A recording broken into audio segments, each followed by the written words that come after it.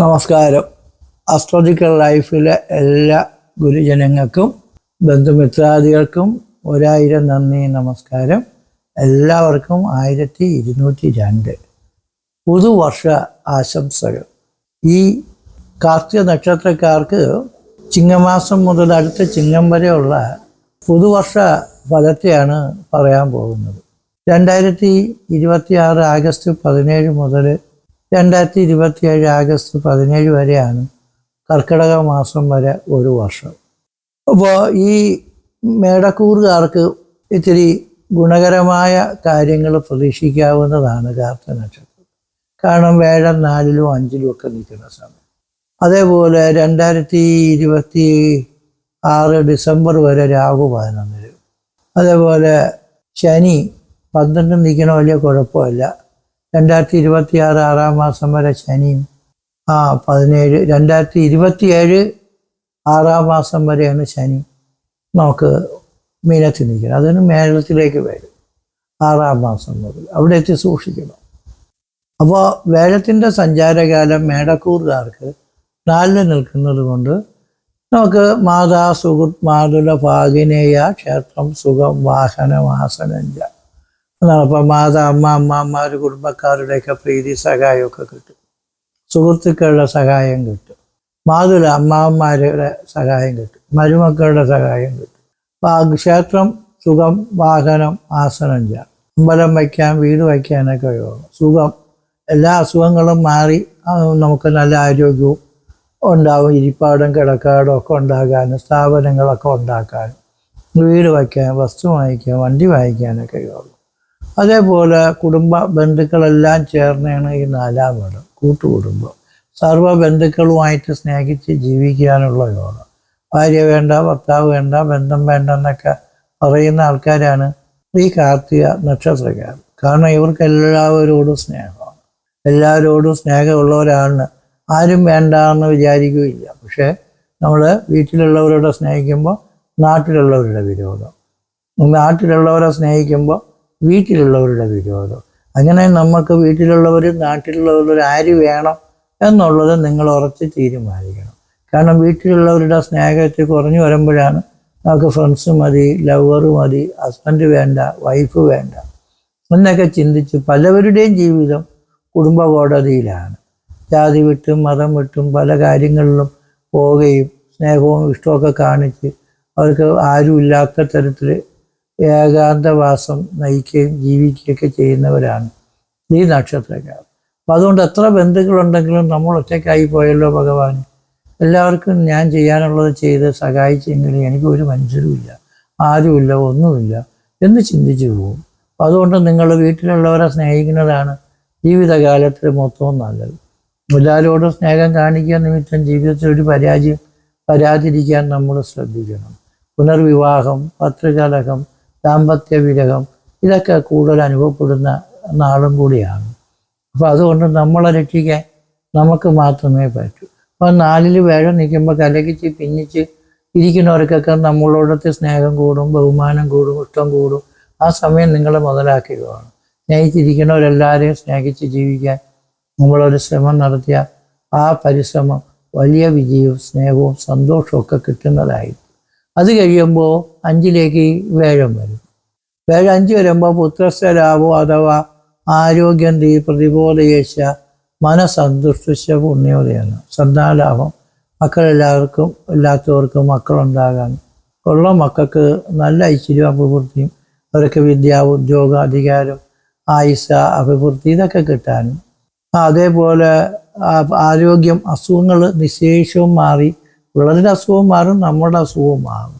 ആരോഗ്യം കിട്ടാനും, എന്ന് വെച്ചാൽ ബുദ്ധി കിട്ടാനും, ബുദ്ധി എന്ന് വെച്ചാൽ ടെൻഷൻ ആദ്യം മൂത്ത് വേദിയായി പോകുന്ന സമയമാണ് കൂടുതലും. അപ്പോൾ ആ വിഷമമൊക്കെ മാറി മനസ്സിന് നല്ല സന്തോഷം കിട്ടാനും പുണ്യം കിട്ടാനും യോഗമുണ്ട്. പുണ്യം എന്ന് വെച്ചാൽ ആത്മീകം, ദൈവികം, ഭക്തി, ഈശ്വരപരമായിട്ടുള്ള കാര്യങ്ങളൊക്കെ നമ്മൾ ചെയ്യുമ്പോൾ നമുക്ക് വിലകൾ മാറി കുറച്ച് ഐശ്വര്യവും അഭിവൃദ്ധിയും ആത്മീക കാര്യങ്ങൾ, ദൈവിക കാര്യാദികൾ താല്പര്യമൊക്കെ തോന്നി ഈശ്വരൻ്റെ അടുത്ത് ചെല്ലുമ്പോഴാണ് വിഷമതകൾ മാറി കിട്ടണം.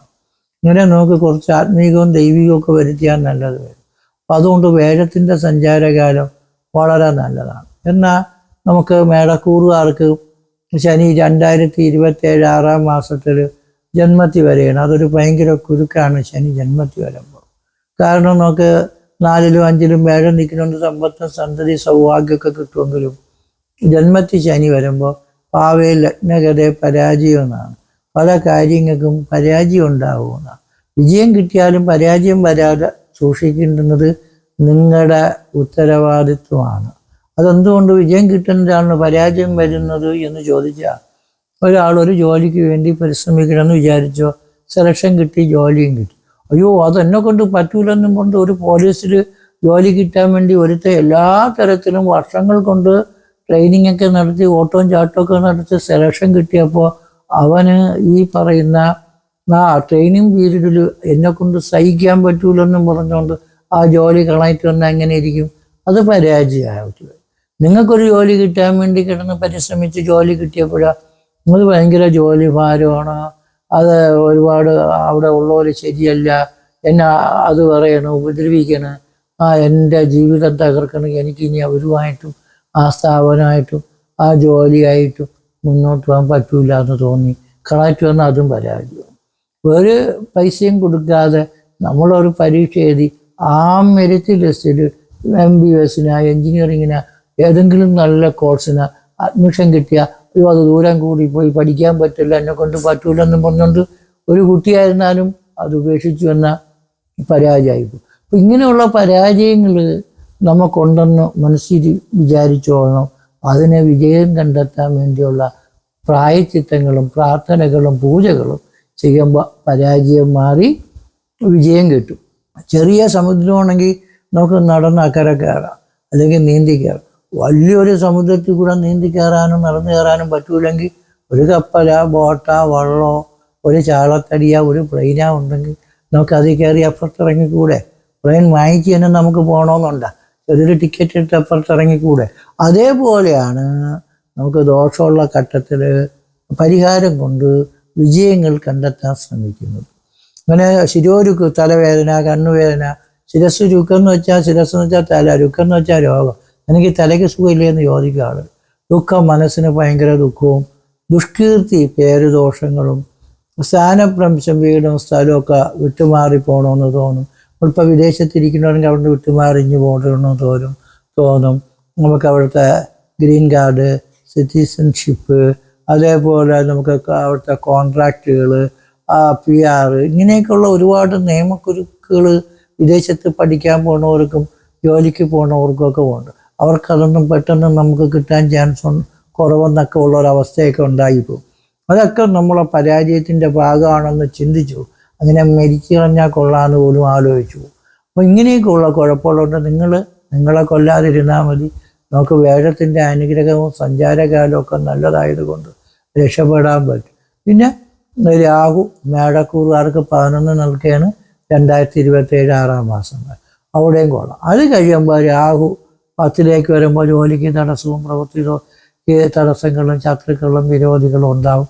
അതേപോലെ നമുക്ക് ശനി ജന്മത്തിൽ നിൽക്കുന്ന കാലഘട്ടവും തടസ്സം ഉണ്ടാവും. അപ്പം അതിന് നമ്മൾ ഗണപതി പൂജയും സരസ്വതി പൂജയും നവഗ്രഹ പൂജയും ഐശ്വര്യ പൂജയൊക്കെ ചെയ്യുമ്പോൾ നമുക്ക് എല്ലാ വിനകളും ഗുരുക്കുകളും മാറി നമുക്ക് നല്ലത് വരാനുള്ള ചാൻസ് കിട്ടും. ഇത് മേടക്കൂറുകാർ.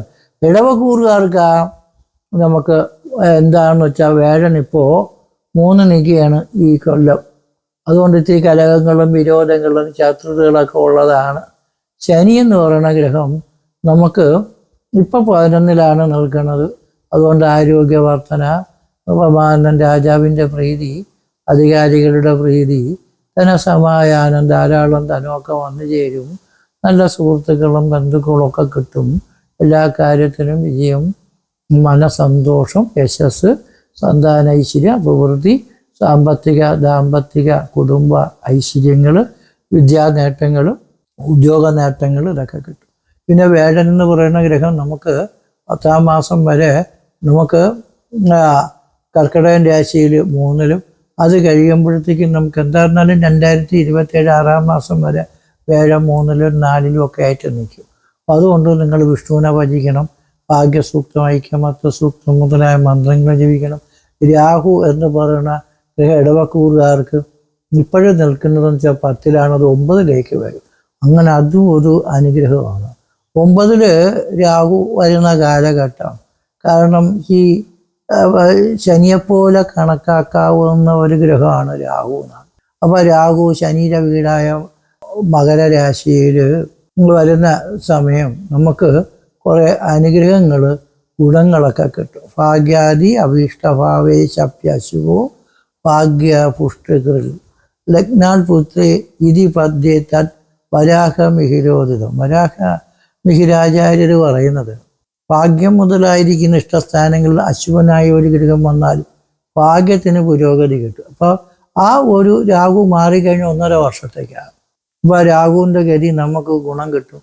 രാഹു ഭാഗ്യസ്ഥാനത്ത് വരുന്ന കാലവും നമുക്ക് വളരെ ഐശ്വര്യം, അഭിവൃദ്ധിയും പുരോഗതികളെല്ലാം കിട്ടും.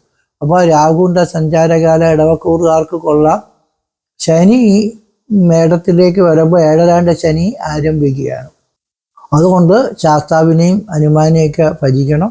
7-ാണ്ട് ശനി സമയത്ത് വീടും വസ്തുവൊക്കെ വിറ്റുപറക്കി പോയാൽ കൊള്ളാമെന്ന് തോന്നും.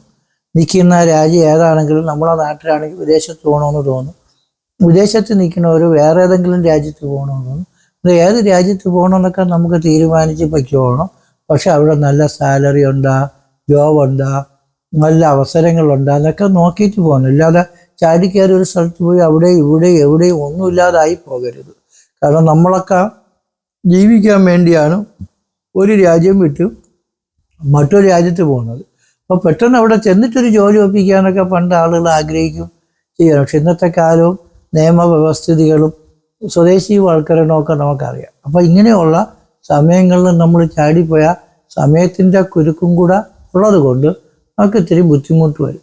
ഇപ്പോൾ 7-ാണ്ട് ശനി തുടങ്ങുന്നത് കൊണ്ട് പല അസുഖങ്ങളും തടസ്സങ്ങളൊക്കെ ഉണ്ട്. അപ്പോൾ ആ തടസ്സം മാറാൻ 7-ാണ്ട് ശനിക്ക് കാലഭൈരവൻ, ഹനുമാൻ സ്വാമി, ശാസ്താവ്, മുരുകൻ ഇവരെയൊക്കെ ഭജിച്ചുകൊള്ളണം. നാഗരുടെ അനുഗ്രഹം ഉള്ളത് കൊണ്ട് കാര്യങ്ങളൊക്കെ നമുക്ക് നല്ല രീതിയിൽ വിജയിക്കും.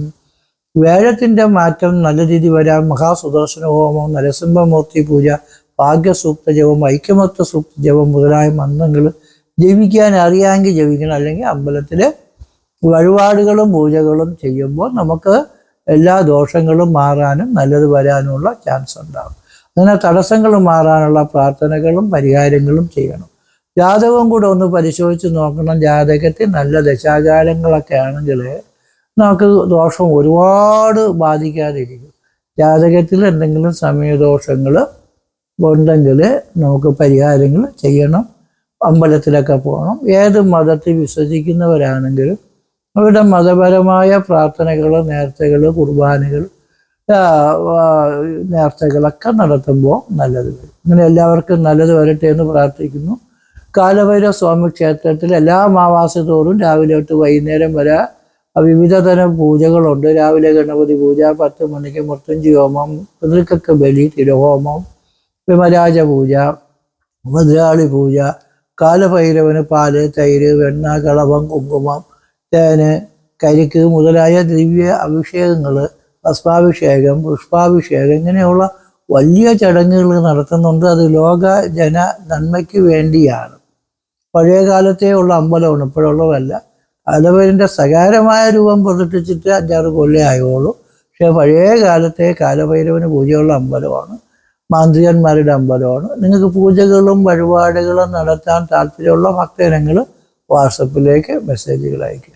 എല്ലാവർക്കും നല്ലത് വരട്ടെ എന്ന് പ്രാർത്ഥിച്ചുകൊണ്ട് നിർത്തുന്നു. നന്ദി, നമസ്കാരം.